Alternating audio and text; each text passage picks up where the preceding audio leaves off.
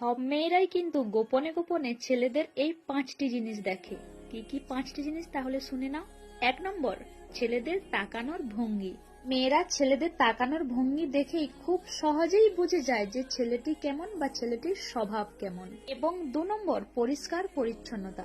মেয়েরা কিন্তু নিজেদেরকে খুব সুন্দরভাবে গুছিয়ে এবং পরিপাটি করে রাখতে পছন্দ করে।